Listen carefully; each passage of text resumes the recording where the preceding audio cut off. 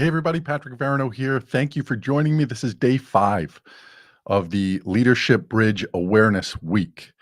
And we've really touched on a lot of different things in terms of developing this bridge as leaders.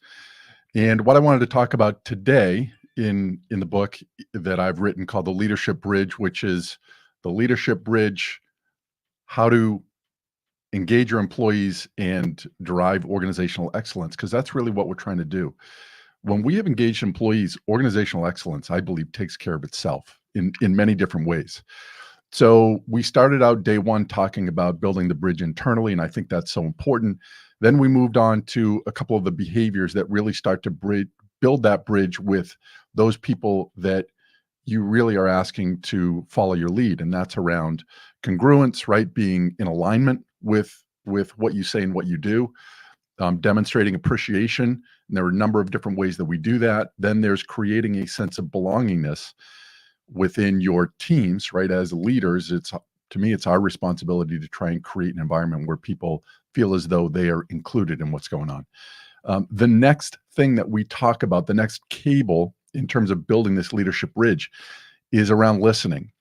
And in all of my work, one of the things that I've tried to do is really refine this area. And I think I've taken a little bit of a unique approach in terms of the number of components that I think are involved if we're really going to be effective at listening. Because to me, it's a muscle that we continue to develop. And I look at this as 4 different components when we're truly listening. And I do a lot of work in the area of conflict resolution, productive conflict. And I find that when people really focus in on developing this behavior, this skill in particular, I think a lot of things, again, can resolve themselves in some ways. It's not to say that people don't need to be involved. They don't just magically happen. But when we're listening in the way that I'm going to talk to you about today, it really opens up the opportunity to have real dialogue, to look for real solutions to problems in a collaborative way, not just a win-win way in terms of each of us are going to maybe, give a little bit to come to a resolution, but really about how we're going to collaborate to get to where we need to go.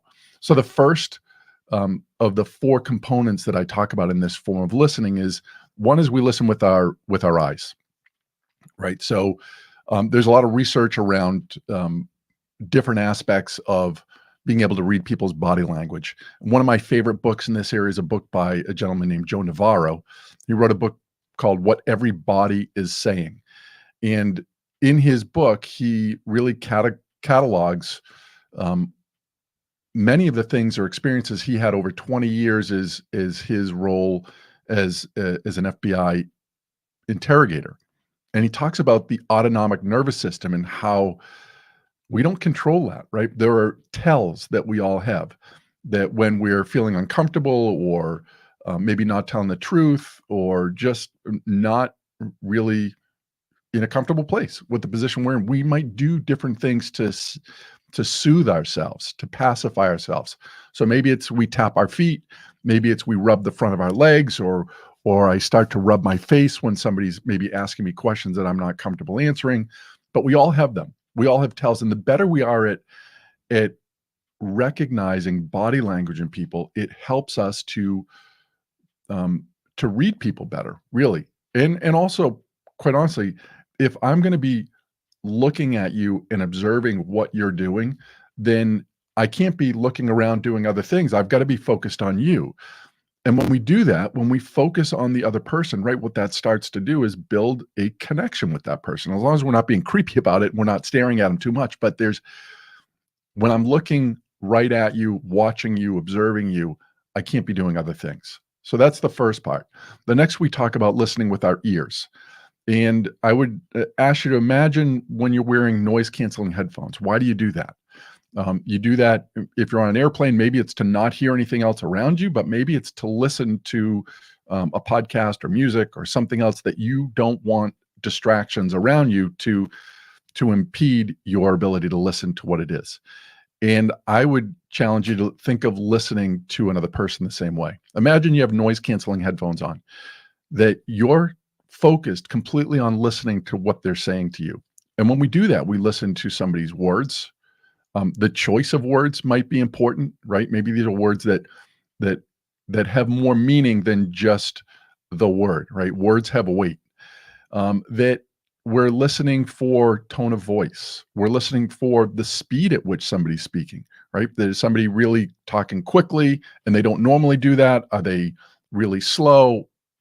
Those can say different things. Is if I'm talking more slowly than I normally would, am I disappointed? Am I upset? Am I talking quickly? Am I really agitated, anxious? But there are ways that we can start to understand when we listen with our ears in that way. We're fully focused. So when we think about it, just those two things, right? If I'm focused on you with my eyes, watching your body language, watching facial expressions, and I'm also in tune to really focusing on listening to what you're saying, those are two pretty powerful things in and of themselves. Now we're going to add the next two, which I think really help to round this out in terms of building this as a strong cable in developing our leadership bridge. And that's next, we listen with our mind. And when we listen with our mind, we're really listening with a sense of curiosity. And what I mean by that is, what is the person saying? And is what they are saying really what they mean? Right? Am I maybe jumping to conclusions that I think I know what they mean, but I don't really? So I'm going to clarify that with that person. I might say, what I hear you saying is X. Is this really what you mean? Or tell me a little bit more about what you're saying. It shows that I'm really focused on listening to them. And again, the curiosity part is really important here, right? You're not listening to defend your position when you're listening from a standpoint of curiosity. You're really trying to understand that. You might have heard in the past where people say, you listen to understand versus you listen to respond. And listening to understand really is sort of the gold standard, is I'm really trying to understand what is going on here. And that listening to respond really was about listening just so that once you're finished talking, I can tell you, how my position is better, right? Or, how what you just said is not correct. I believe we've devolved even more over the last 2 years to not only just do we not listen to understand and listen to respond, I've seen more that we listen now to undermine. And what I mean by that is I'm not listening really to you at all because I know what your position is. I'm truly going to be telling you at the end, you're selfish, you're ignorant, you don't know what you're talking about, you're racist, whatever it might be. But I'm not really at all listening to understand. I'm just listening to undermine. And the only way that we really understand positions where people come from is when we start to listen from a standpoint of curiosity, which requires us to slow down, right? And to use that part of our brain that is about responding, not just about reacting. So the last piece of this model that we talk about in terms of listening is we listen with empathy, or we listen with our heart. And when we listen from that perspective, really what we need to do is put ourselves in somebody else's shoes, or imagine that we were having a difficult conversation with somebody and we think, how would I want them to be listening to me? Right? So if I go in and want to have a difficult conversation with somebody in an office setting and they're on their computer, right? Or I'm on my computer as the manager, as a leader, and I'm telling somebody, just go ahead. I'm listening to you, right? If I think about that, would I want that person to be doing that to me? If I went into their office and had to have a difficult conversation, would I want them to be on their computer and not really paying attention to me? Would I want them to be fully focused on listening to me? Now, two things I think happen from this. One is that when we listen with all four of these behaviors, we probably get more information. We're really understanding all of the different cues that go into trying to understand what is the issue here that this person has. Because the better I am at understanding, maybe what I thought was the concern or their position is really not that at all. The other part of this is that, and we probably can all think of situations where we've been in this, that when we truly feel that somebody is really invested in listening to us, our defenses go down.